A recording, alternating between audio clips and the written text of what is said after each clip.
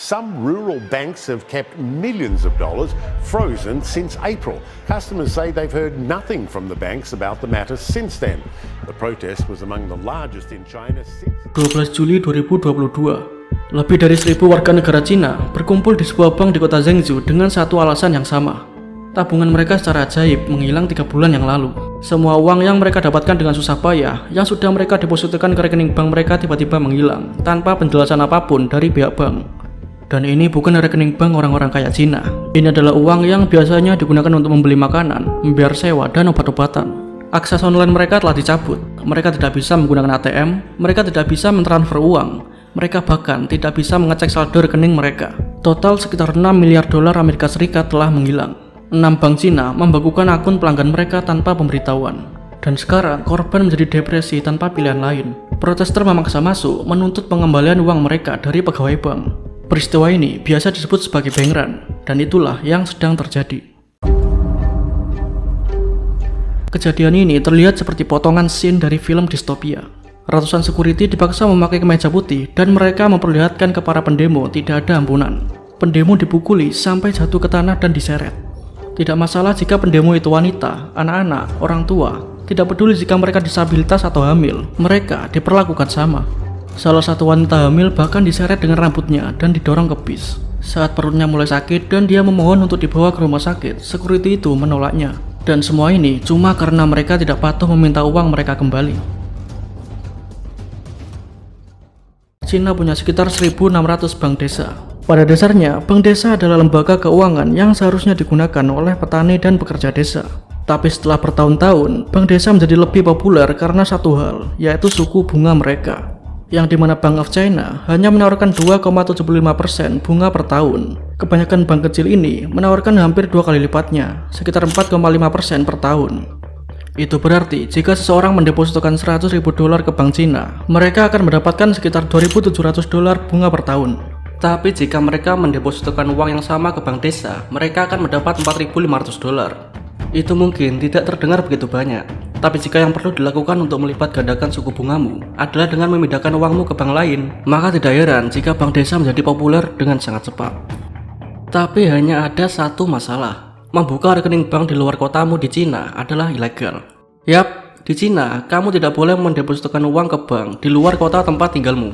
Tapi sejak bank desa ini menawarkan suku bunga yang menarik, banyak orang Cina dari berbagai kota menolak menuruti pemerintah. Jadi mereka mulai menggunakan aplikasi untuk mendepositokan uang mereka ke bank ini. Bahkan jika mereka tinggal ribuan kilometer dari lokasi bank itu. Dan selama bertahun-tahun semua berjalan normal. Rekening mereka mendapat bunga, mudah menarik uang dari rekening mereka, dan bahkan mentransfernya di seluruh negara. Persis seperti apa yang dijanjikan. Tapi kemudian di April 2022, akses ke rekening mereka menghilang. Semua jejak uang mereka menghilang begitu saja. Sejak saat itu, kepanikan merajalela. Orang-orang mengirim email menghubungi CS Bank, tapi tidak ada yang mendapat balasan. Satu-satunya penjelasan yang ada adalah bahwa pembaruan jaringan internal menyebabkan akses ke rekening bank menjadi terblokir. Tapi beberapa minggu setelahnya, orang-orang mulai depresi. Orang-orang yang menjadi korban mulai meminjam uang yang akan mereka gunakan untuk pergi ke kantor pusat bank ini untuk meminta uang mereka kembali. Jika mereka bisa pergi ke kantor pusat bank ini secara personal dan bicara ke manajer secara langsung, mungkin mereka akan mendapat sedikit jawaban. Tapi orang-orang ini lupa mengingat pelajaran dari peristiwa Tiananmen Square. Mereka lupa mengingat pelajaran dari lockdown COVID. Mereka lupa mengingat kalau pemerintah Cina akan melakukan apapun yang diperlukan agar hukum tetap dipatuhi. Mei 2022, kantor pusat bank desa di Zhengzhou terbangun dan mendapat kejutan. Ribuan nasabah yang marah menunggu untuk masuk ke dalam dan mencari tahu kemana uang mereka menghilang. Hal yang sama juga terjadi pada 5 bank desa lain dengan kasus yang sama.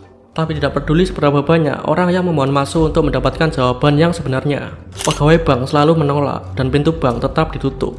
Ketegangan mulai meningkat. Jika pemerintah lokal tidak mau terjadi kerusuhan, mereka harus memikirkan solusi secepatnya. Beruntungnya mereka punya solusi yang sempurna. Saat pandemi COVID mewabah di Cina, masyarakat diminta menandatangani sebuah aplikasi untuk melacak status COVID mereka. Dan walaupun mereka tidak pernah melakukan kontak dengan seorang pun yang hasil tesnya positif, aplikasi itu menggunakan kode warna untuk mengindikasikan resiko COVID-19mu. Jika profilmu berwarna hijau, berarti kamu tidak pernah berada dekat dengan seseorang yang positif COVID. Dan itu berarti kamu bebas untuk bepergian dan bekerja. Tapi jika kodemu kuning atau merah, itu berarti kamu pernah melakukan kontak dengan seseorang yang positif COVID. Jadi kamu tidak diperbolehkan berbelanja, menggunakan transportasi publik, atau bahkan bekerja. Seperti halnya program pemerintah yang lain, mereka mengklaim bahwa pelacak COVID itu untuk keamananmu. Tentu saja itu untuk keamanan publik, tidak lebih. Kita tidak akan menggunakan itu untuk mengendalikan kalian di masa depan. Tapi saat kejadian Bank Run itu terjadi, mereka berpikir, kita tidak bisa membiarkan kerusuhan terjadi di tangan kita. Kita harus tetap menjaga perdamaian. Jadi mereka merubah status COVID semua orang menjadi merah. Mereka tidak bisa menggunakan transportasi publik, dan mereka dipaksa tetap berada di dalam rumah. Bahkan jika mereka tahu kalau itu cuma rencana pemerintah agar mereka tidak meminta uang mereka kembali. Seorang pria ditahan polisi di sebuah perpustakaan selama 12 jam karena kodenya berubah menjadi merah saat perjalanan menuju bank. Secara kebetulan saat dia dikawal menuju bandara untuk dikirim kembali pulang, kodenya tiba-tiba berubah menjadi hijau kembali. Sayangnya, tidak butuh waktu lama bagi pendemo untuk menyadari apa yang sedang terjadi.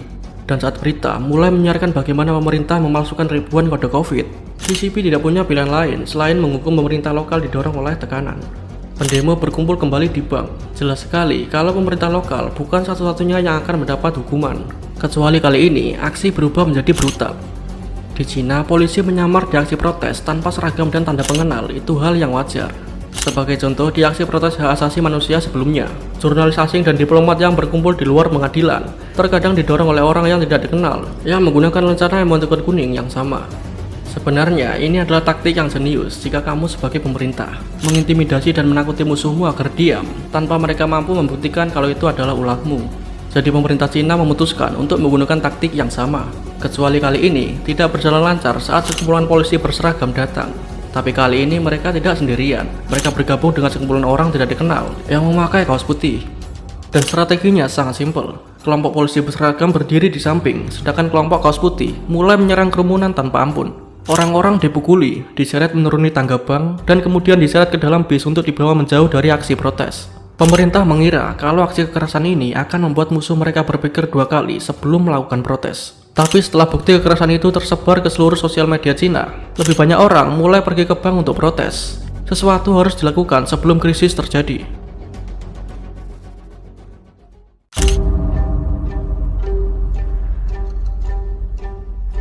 Dengan kekacauan yang terjadi di jalanan, pemerintah akhirnya menawarkan penjelasan soal apa yang sebenarnya terjadi. Menurut mereka, 4 dari 6 bank yang membekukan rekening nasabah mereka telah dikendalikan oleh Henan New Fortune Group. Perusahaan ini dimiliki oleh seorang pria bernama Lu Yi, pemimpin dari sebuah geng kriminal. Sepertinya Henan New Fortune Group sudah terlalu berhasil untuk memasarkan suku bunga dan program investasi gila dari bank ini ke seluruh negara. Sebagai hasilnya, lebih banyak orang mulai membuka rekening dan berinvestasi ke bank ini melalui aplikasi pihak ketiga. Sebenarnya mudah bagi orang seperti Lu Yi mengatur pinjaman besar untuk diberikan ke dia dan koleganya dari uang itu. Pinjaman yang tidak berencana untuk dia lunasi. Berdasarkan investigator, Lu Yi dan timnya sudah menjalankan skema ini selama lebih dari 1 dekade dan tidak pernah ada yang sadar. Berdasarkan pemerintah, Lu Yi sekarang ditetapkan sebagai buron dan hanya masalah waktu sampai dia bisa diadili. Tapi bagi orang yang membutuhkan uang mereka untuk bertahan, hidup tidak terlihat terlalu optimistik. Butuh sekitar sebulan lebih atau setahun bagi pemerintah untuk menemukan siapa sebenarnya orang di balik kasus uang yang menghilang ini. Dan bahkan itu tidak akan menjamin pemerintah bisa mengganti semua uang yang sudah dicuri. Sampai saat itu terjadi, ribuan warga Cina tetap tidak punya akses ke rekening mereka. Masalahnya, yang sedang kita bicarakan di sini adalah CCP, dan ada lebih banyak masalah keuangan di luar sana yang sudah terjadi di Cina. CCP baru-baru ini mengumumkan skema pembayaran yang akan mengembalikan uang semua orang selama mereka mendepositokan kurang dari 150.000 yen atau sekitar $22.000 di rekening mereka. Masalahnya adalah kebanyakan dari nasabah punya lebih banyak dari itu di rekening mereka. Mereka menaruh tabungan seumur hidup mereka di sana. Dan sekarang mereka tidak pernah mengira kalau mereka tidak akan bisa melihat uang mereka lagi. Kebanyakan orang yang masih protes berpegangan pada harapan yang digantungkan CCP.